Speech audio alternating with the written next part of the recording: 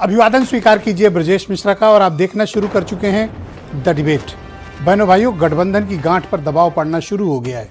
उत्तर प्रदेश में दो प्रमुख गठबंधन घटकों में सीटों के बंटवारे को लेकर अभी से संघर्ष का आलम है और मामला बहुत दिलचस्प है कि अपने घरों की सीट न बांटकर हर पार्टी दूसरे घटक दलों के टिकट बांटने में ज्यादा दिलचस्पी दिखा रही है। लेकिन किसके हिस्से में क्या आएगा, आज डिबेट में इस विषय की चर्चा करेंगे। बहनों भाइयों, उत्तर प्रदेश में चुनाव की आहट अभी भले न मिली हो, लेकिन उत्तर प्रदेश के राजनीतिक दलों ने बिगुल फूंक दिया है। उत्तर प्रदेश में इस वक्त गठबंधन में किस पार्टी को कितनी सीट मिलने वाली है, इसको लेकर जबरदस्त चर्चा चल रही है। आपने भी अखबारों में पढ़ा होगा, टेलीविजन चैनल में देखा होगा और अपनी इंटरनेट फीड पर आप लोगों ने मोबाइल पर वीडियोस भी इसके सुने होंगे। उत्तर प्रदेश में बसपा के अलावा कोई पार्टी इस स्थिति में नहीं है कि अकेले लड़े। यह शाश्वत सत्य है। सब गठबंधन बनाकर लड़ रहे हैं। बीजेपी अपने सहयोगी दलों के साथ, समाजवादी पार्टी कांग्रेस के साथ लड़ रही मिलकर, और सबने अपने अपने गेम सेट किए हुए हैं। बसपा ही इकलौती पार्टी है जो अकेले जा रही है मैदान में। अब मामला जहां पर फंसेगा, जो सबसे बड़ा मुद्दा उत्तर प्रदेश में बनने वाला है, वो है सीटों के बंटवारे का मुद्दा। बहनों भाइयों, हर मुद्दे के ऊपर यह मुद्दा है। जाति, धर्म, पंथ, मजहब, विकास, शिक्षा, रोजगार, स्वास्थ्य, इन सबसे बड़ा भी अगर कोई उत्तर प्रदेश में मुद्दा है राजनीतिक दलों के बीच, तो वह है सीटों के बंटवारे का मुद्दा। कोई स्वीकारता नहीं, पर अंतिम सत्य यही है। ज्यादा से ज्यादा निगोशिएट करना, अधिक से अधिक सीटें अपने पाले में खींचना, और जो देने वाले हैं, डोनर्स हैं, जैसे अपोजिशन में समाजवादी पार्टी, सत्ता पक्ष की तरफ से बीजेपी, ये चाहते हैं कि कम से कम छोड़ना पड़े, और घटक दल चाहते हैं कि अधिकांश सीटें हमारे हिस्से में आए। तो मामला इन दिनों इसलिए चर्चा में आया कि समाजवादी पार्टी के अध्यक्ष पूर्व मुख्यमंत्री अखिलेश यादव एनडीए में घटक दलों की सीटें बांट रहे हैं।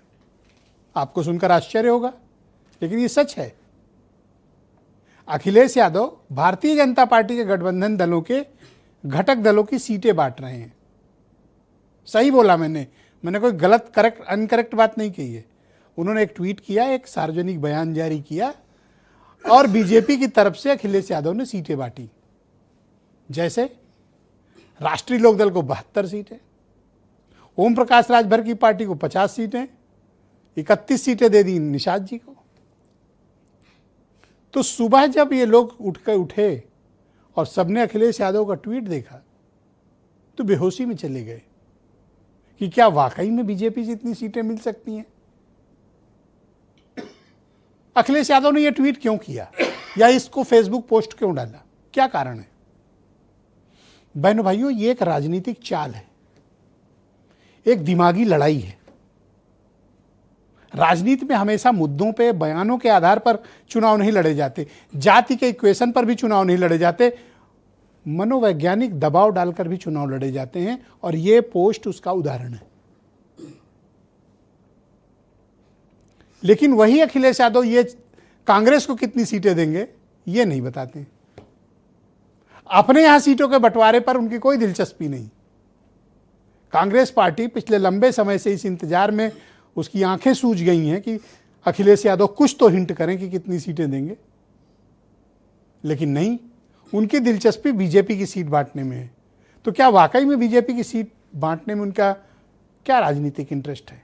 और बीजेपी अभी तक नहीं पूछ पाई कि हमारे टिकट आप कैसे बांट सकते हो। अभी तक नहीं पूछ पाई बीजेपी।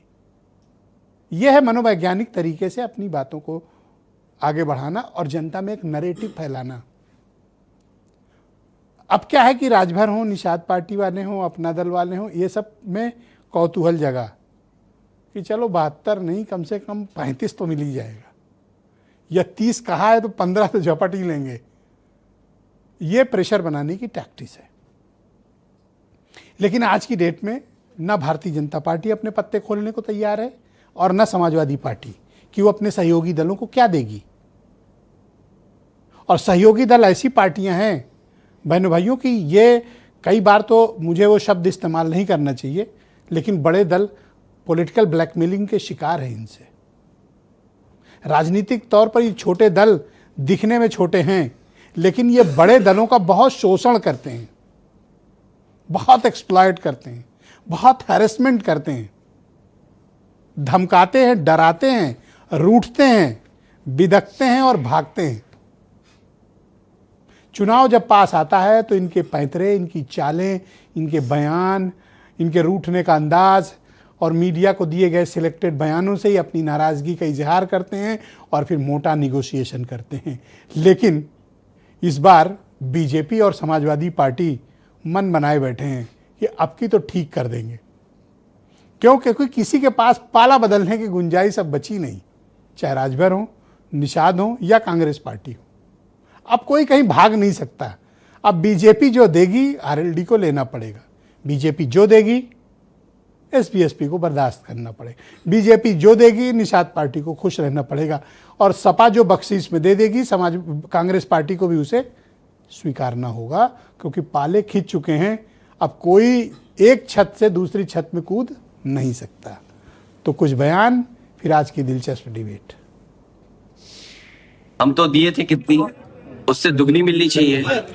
इसी तरह एक और है वो पीले गमछे वाले उनको भी हमने बहुत सीटें दी थी, लगता है उनको उससे दुगनी मिलनी चाहिए। जितने भी दल हैं जो हमारे साथ रहे हो न रहे हो हमारे साथ, हम उनको बधाई देना चाहते हैं और उनको शुभकामनाएं देना चाहते हैं, और चाहते हैं कि ज्यादा से ज्यादा उन्हें सीटें भारतीय जनता पार्टी दे। उत्तर प्रदेश में एनडीए गठबंधन उनकी लुटिया डुबोने वाला है। समाजवादी पार्टी सफाई जाने वाली है। 2027 में सपा का सुपड़ा साफ होने वाला है, इसलिए बौखलाहट इस प्रकार की बयानबाजी वो दे रहे हैं। ये 403 सीटों पर तैयारी हो रही है। एनडीए गठबंधन चुनाव लड़ेगा, 2017 से भी ज्यादा सीटें जीतेगा। सपा की साइकिल तो जाएगी अब ये जन्म में नहीं, 27 में नहीं, अगली पैदाइश में। अगली पैदाइश के लिए लड़ेंगे, ये जन्म में तो नहीं। तो बहनों भाइयों, आज की इस परिचर्चा को आगे बढ़ाएंगे डॉक्टर संजय निषाद पार्टी के राष्ट्रीय अध्यक्ष और उत्तर प्रदेश की सरकार में सीनियर कैबिनेट मंत्री हैं। दिनेश प्रताप सिंह भारतीय जनता पार्टी के मुख्य प्रवक्ता, doctor MH Khan Samajwadi party के प्रवक्ता, मनीष सिंधवी कांग्रेस पार्टी से हैं, अनिल दुबे राष्ट्रीय लोकदल के महासचिव हैं, और पीयूष मिश्रा एसबीएसपी के प्रवक्ता, और वीरेंद्र सिंह जी हमारे नेशनल हेड। तो आप सभी का स्वागत और धन्यवाद। चूँकि राष्ट्रीय